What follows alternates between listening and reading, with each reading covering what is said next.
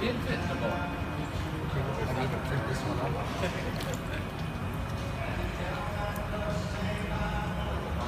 Here you go. What's the bottle about? What's the bottle about? Yeah. 2091.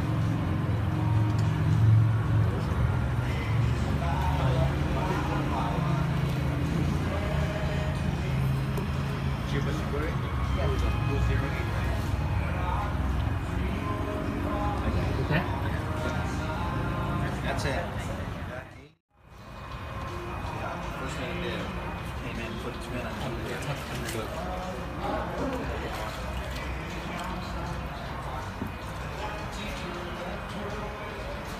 Hey Dan, Yes.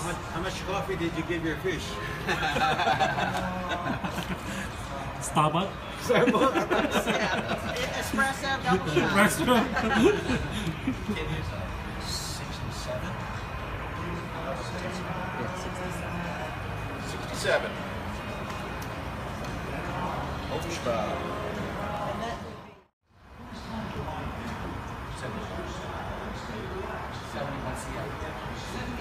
that would be 71.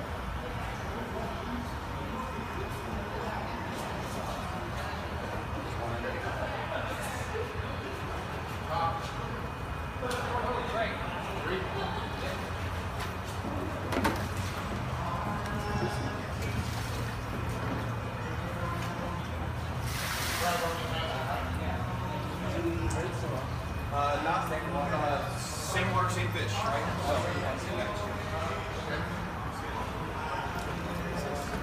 As long as they were the next one, or next, let's go to 32.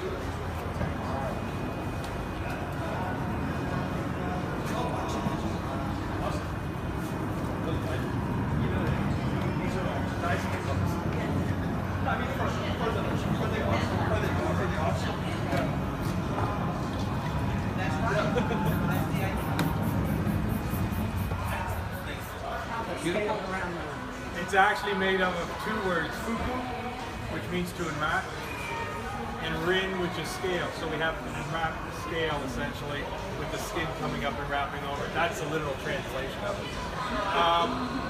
But like Jason said, you want to see those heat plates from nose to tail even, and you want to see them nice and thick. And again, one of the most important parts of this fish is the seroji, or the background, that white. And everybody thinks that it has to be white like the gentleman's t-shirts there. That's actually a misnomer. What they want to see is a porcelain white. Go look at your toilet tank at home. That's the color that you want to see on a fish of quality. Okay? One thing I might add is that's an Inazuma pattern. It's one continuous lightning bolt line called Inazuma, and there's a whole bunch of edges on that. And if you look, the Kiwa and the Sashi is the leading edge, the Kiwa's the back edge is sharp on all of those different lines. And that's hard to get it that sharp with that many edges. If you only have 2 round plates and there's only just leading, just a little bit of Sashi and Kiwa, there's a lot of it on that fish, and they're all sharp. Unfortunately, it escapes me right now once it starts getting into 2 and 3 scales. And the term actually means an insult. The sashi is insulted, or the fish is insulted because of the sashi. And I can't always keep the words straight, even though I sit there and read all these things, the word definitions forever. But that's another thing. If y'all want to learn some of these definitions and some of these words, aside from going to some of the glossaries that you see on websites and such, there's an actual app you can get for your iPhone or whatever. I believe it's called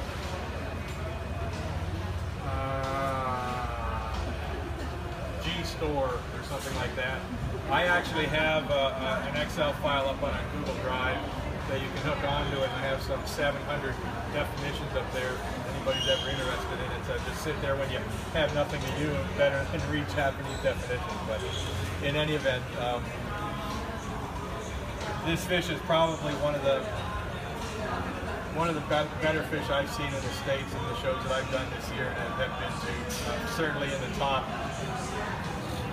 I'd even say it's probably the top fish that I've seen this year at any koi show. And I've been to 9 of them now. So.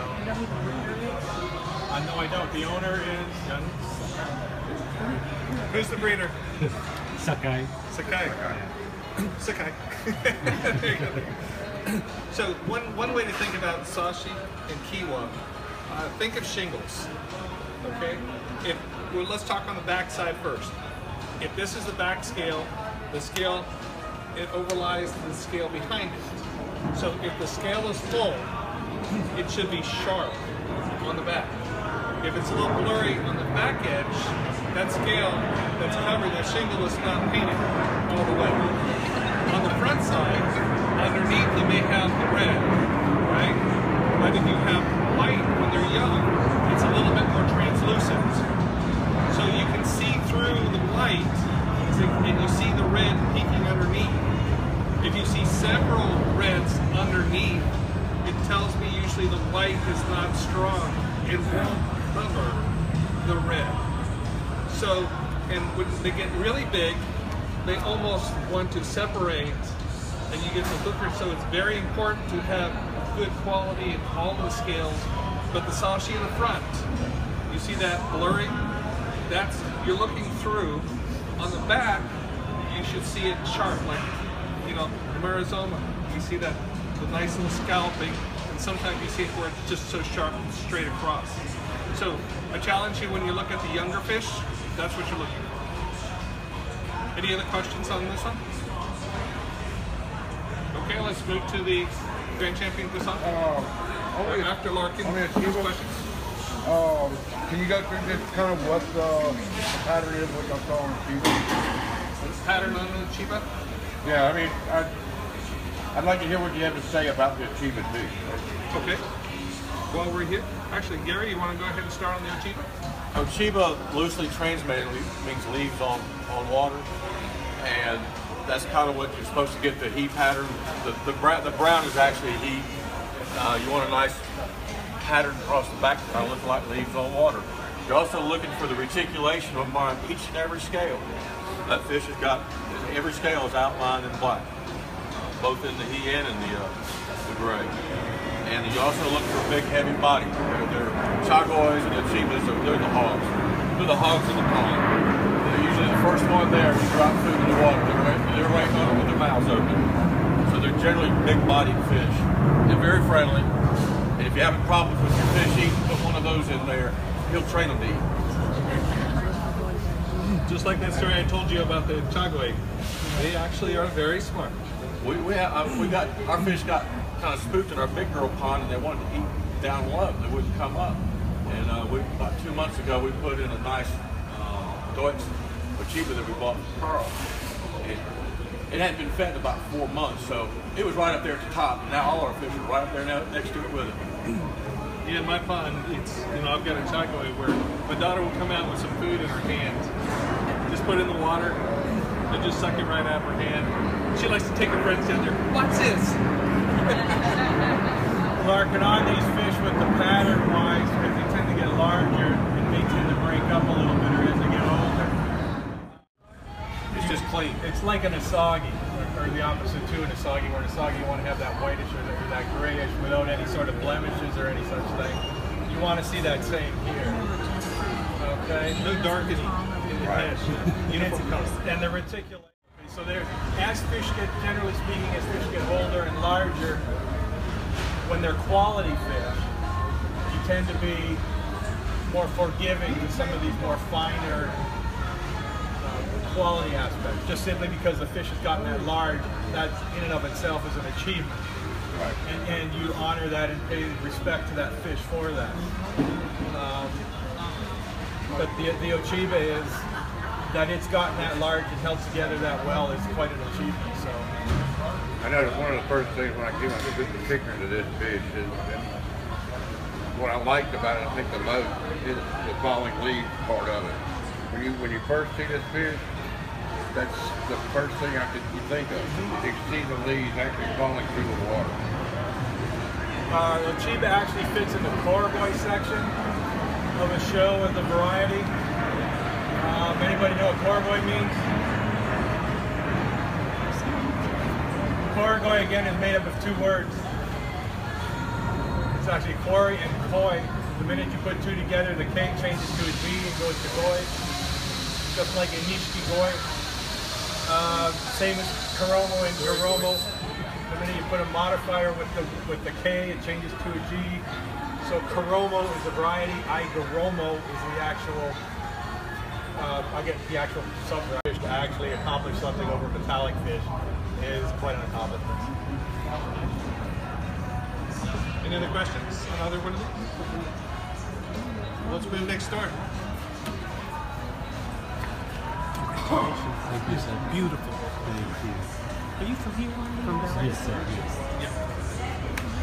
So congratulations again. Thank you, Jason. Thank you, Jeff. So we've got a couple other winners in this tank. We'll start off with the Grand Champion Kosake. Just all the same things that we were just saying about the Supreme Champion. I hope that this gets up to that size and maintains its luster and all of its shine. But same type things. You look to see how the sashi in the front end, see how sharp the kiwa is on the back. Each one of those shingles is kind of laying down, covering the white underneath. And we just have a nice, beautiful body line. You see the conformation as it comes back. Again, nice thick tail tube. And, you know, again, it's funny because both of these koi, when we came to the tank, just kind of come right to you. And when they're swimming around, we know who the leader is. It's like, I'm winning today. You get behind me. See? She's coming forward. Just on time. But it's, you know, when we're looking at kohaku, another thing is, you know, we look at, say, the dorsal ray. And if you see here, it's okay to have a little benny that goes in the dorsal ray. We try not to have it all the way to the top. It adds an element of elegance. When we talk about an edome, this is about as good a edome as you can ever get. And the peduncle from the back to the tail, that spot, you see a nice sharp line. So when you have the white at the end of a kohaku and a white tail, as it swims, it gives the illusion of just this elegance. Now, if it had benny all the way to the tail, then you see this white, it's not as elegant as this larger metal. If you look at, like a lot of the champions up here, you see the edomes, they have that elegant, you know, so if you have benny that actually goes more down toward the nose on the very first one, then it's balanced. All the others, if you look at them carefully, they all have that extra oomph factor, that elegance, as well as the sanki, which we can see in this as well. But this is an absolutely gorgeous fish. It's been well kept. I mean, just everything is spectacular on this fish. A little bit younger fish. Sorry? A little bit younger, not as old as the Supreme. Yeah, the range champion, I think this one was just 1 year younger than the Supreme Champion. Right. But the Sankei is about 2 year to 3 years younger than this kohaku. You see how the fuker, and even on both fish, not quite as developed as it is on an older koi.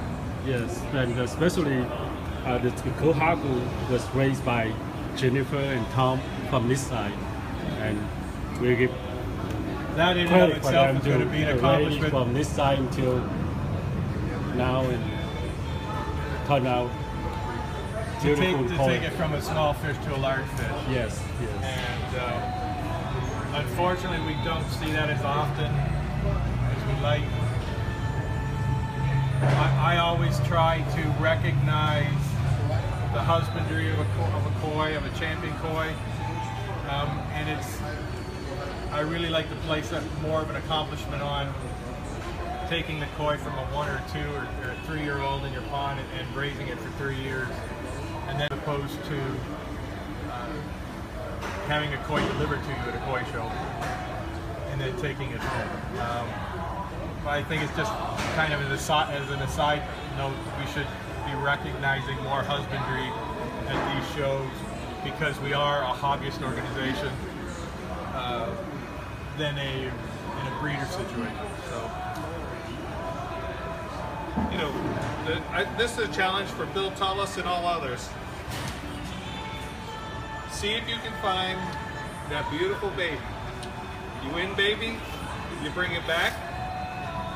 You win young, bring it back, adult, mature, grand. Now some of us will skip, but it's the same fish. You might go here to here to here, but that is one of the ultimate prizes, to be able to go. And like the grand champion that I showed you, my very first one, had one baby, had one all the way up, all the way to grand. Then I retired.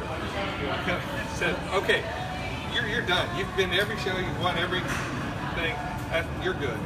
A lot of folks tend to think that, and it's our fault as judges earlier on, when we would say to win size 1 and size 2 you need a finished fish. And people would say that in the early years, 1 or 2 years, it would take a finished male to win. So this thing about the male now and the color, that's gone. And if it's a young fish of quality, it doesn't necessarily have to be a finished fish. Okay. A 4A fish should beat a 1A fish, whether it's male, female, finished or not finished. So, and it's also true that a size 1 can already have the bone structure, skeletal structure to carry it to this size later. So when you're looking at when you look at the baby champion, you see that fish and you say, oh my God, that has a frame already. You look at all the other size ones. Go to a dealer tag. That's one of my favorite things. Go to the dealer tag and see if you can pick out the body. Pretend there's no pattern on them. Just look at them. And then you say, okay, well, if they're not wearing any clothes, this is all they got. Now we are trying to figure out just on the body. A fish, one of my mentors early on explained it to me, and the men will understand this. Rita Hayworth and Marilyn Monroe were very beautiful women. They were beautiful in coveralls, they're beautiful in pajamas, they're beautiful in flannel, they're beautiful in an evening gown. And a koi is going to be the same. Okay, so we have to look at the body and we have to look at that conformation. Don't fall in love with the pattern. Fall in love with the body. It'll dress itself. And you know, when we already pointed out, like in the Grand Champion, the foot ring adds an extra dimension. You know, you've got that thick tail tube. You want it all balanced. You look for the future. But I think one other thing on here is, you know, when you're looking at a beautiful two-step here, the kirikome, the little cut in on the white on the shoulder, you know, that's another thing. That's just another elegance point. You know, and sometimes, pretty sure. Sake are, if you want to get a lesson in humility, get a sake early on. They will teach you a number of things. They will teach you about water quality, they will teach you about food, they will teach you about water temperature, they will teach you about filtration, they will teach you about patience. And the most difficult part of these fish is the fact that they're 3 colors. And when you want to bring them to a show, you've got to get 3 colors bang on. Now, those things I all mentioned before about food and water quality and temperature, they will all affect those 3 colors together and independently. So they're very difficult fish. It's very difficult to find a good young one, and it's even more difficult to find one that you put in your pond at a year or 2 old that you get to be 7 or 8 years old. Sake have a tendency, because of some various bloodlines, but one of the traits is they're going to grow this way first, lengthwise, and then about anywhere from 5 to 7 years, the patience factor sets in. Then they're eventually going to get some girth. The sake, we have to look at all 3 of those factors that are going to be finished in the fish. The shiroji, the white, okay, again the background, and it's going to be something that we want to see finished. And it's going to have to set off or accentuate the other 3 colors. The beni, even from nose to tail, and the sumi has to be up in inky black. Predominantly, you want to see it around the back or up higher, up high on the fish. Okay. Pretty sure. Sake are, if you want to get a lesson in humility, get a sake early on. They will teach you a number of things. They will teach you about water quality, they will teach you about food, they will teach you about water temperature, they will teach you about filtration, they will teach you about patience. And the most difficult part of these fish is the fact that they're 3 colors. And when you want to bring them to a show, you've got to get 3 colors bang on. Now, those things I all mentioned before about food and water quality and temperature, they will all affect those 3 colors together and independently. So they're very difficult fish. It's very difficult to find a good young one, and it's even more difficult to find one that you put in your pond at a year or 2 old that you get to be 7 or 8 years old. Sake have a tendency, because of some various bloodlines, but one of the traits is they're going to grow this way first, lengthwise, and then about anywhere from 5 to 7 years, the patience factor sets in. Then they're eventually going to get some girth. The sake, we have to look at all 3 of those factors that are going to be finished in the fish. The shiroji, the white, okay, again the background, and it's going to be something that we want to see finished. And it has to set off or accentuate the other 3 colors. The beni, even from nose to tail, and the sumi has to be up in inky black. Predominantly, you want to see it around the back or up higher, up high on the fish. Okay. It's red from the nose all the way back, and you have sumi on top of the red. It doesn't show as big a contrast. Black and white are more contrasting than black over red. So they want to see the sumi on the shiroji on the shoulder, and that fish is a perfect example of that. And you want it sort of stepping back and forth from side to side, going down there like stepping stones. And when we're looking at a Sanke, you see our club logo? You see the 3 black dots, the stepping stones? These are, you know, I look at this to see if it's got the acceptable patterns. I'm looking for 3 main stepping stones. If everything's mid to back, it's missing the first step. I can't even get there. So that's one of the things. If you just look at it carefully, you say, okay, I got there, there, there. You can pick out 3 spots really easy. And we're looking at some of the quality now. Just a little koi history. Way back in the day, the Emperor of Japan was, awarded a kohaku. That's where it all started. And for the Japanese gardens and everything. And so he gave that family a big house and a lot of food, and it helped out. So the next emperor, in the Taisho era, Taisho Sanki, so they wanted to give something different. So we had the 3 stepping stones, the black dots. Then came Emperor Showa, the Showa. So you changed it, now you got the black stripes. So, the emperors of Japan have thought of koi as very good luck. It's, you look at families when they have a child, you see the koi banners. You can tell, like here in the States, we have them in the back of our cars where they have little sticker things. In Japan, they have the flags that are flown. So, I got a boy, got a girl, and everything like that. So it's good luck. It's a peaceful artistry, but that's kind of like how, if it wasn't for them, then help promote this. It's always been good luck. Any questions on these? You have your work cut out for you. Yes. Wait, he's got a koi feeder now. Yeah. Other little telltale signs, sometimes on some Sanke, look for some blue eyes. Right there, the blue eyeshadow. Not always, but they're all kind of little indicators you can see it. Sometimes you see the show with blue eyeshadow and you say, ah, your parents got Oh, okay, that's a little mixed. Yeah, I did. Early on when you heard of Adarashi Sumi and things like that. Some say it's a little sales gimmick just to get rid of some mixed fish.